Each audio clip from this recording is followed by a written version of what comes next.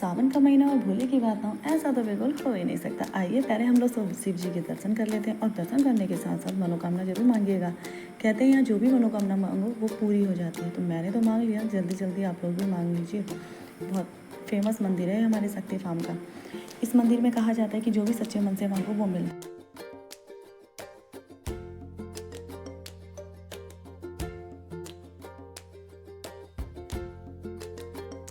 तो मेरे दिन की शुरुआत हुई सुबह 4 बजे से। आप बाहर का नज़ारा देख सकते हैं, बहुत खूबसूरत था। मैंने इसको भी आपके लिए कैप्चर कर लिया और लाइट्स ऑफ करते ही बिल्कुल अजीब सा हो गया। फिर मैं आ गई अपने किचन में और वही नाश्ता बनाने की तैयारी, क्योंकि बच्चों को तो स्कूल जाना है। मंडे हो चाहे कुछ भी हो, संडे छोड़ के बाकी दिन तो आपको नाश्ता बच्चों के लिए जल्दी बनाना ही है।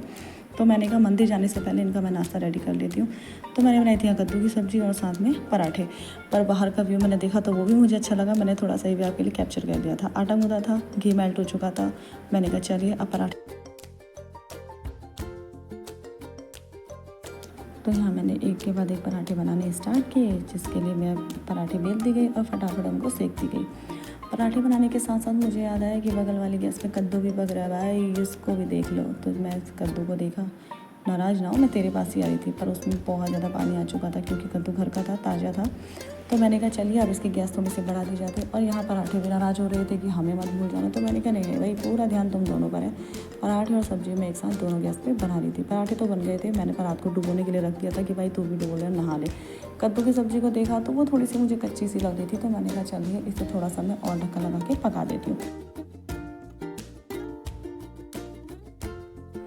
और यहाँ देखो कद्दू मेरा अच्छा खासा पक चुका था। अब मैंने ढक्कन लगा के गैस को कर दिया बंद। बाहर आई, थोड़ा नज़ारा देखा जाए तो बहुत ज़्यादा उजाला हो चुका था, अच्छा लग रहा था। अंधेरे के बाद रोशनी ज़्यादा खूबसूरत लगती है। तो मैंने कहा चलिए रोड की तरफ देखा जाए, और देखा जाए मेरी तरफ कौन कौन जल्दी उठ चुका है। पर वेरी साइड यहाँ तो कोई दिखाई नहीं दे रहा था। फिर हमें रूम की तरफ चल गई। मैंने कहा रूम को ज़रा ठीक किया जाए। तो यहाँ देखा बेडशीट ही नहीं थी। फिर मैंने बेडशीट बिछा दी चुटकी बजा के।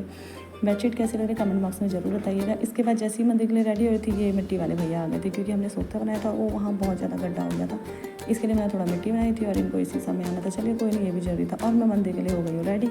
अब आप लोग को पता ही है कि आज सोमवार के दिन मैं मंदिर गई थी, जैसे कि ब्लॉग में आपको पहले दिख गया था। तो ये रहा हमारा सुंदर सा प्यारा सा मंदिर। हम मंदिर के जितने करीब जा रहे थे उतने वहाँ म्यूज़िक जो बज रहे थे, भगवान के भजन बहुत तेज तेज सुनाई दे रहे थे। लेकिन सच में मंदिर के पास जाते ही ना आपको एक पॉजिटिव एनर्जी मिलती है। और वहाँ का मैं ये बोलूँ कि वातावरण बहुत सुंदर होता है।